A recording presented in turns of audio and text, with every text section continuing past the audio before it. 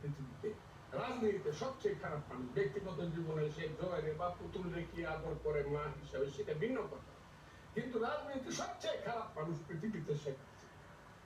এটা আমি পৃথিবীর সব জায়গাতে যেখানে বক্তৃতা করছি সেখানে বলে আসছি।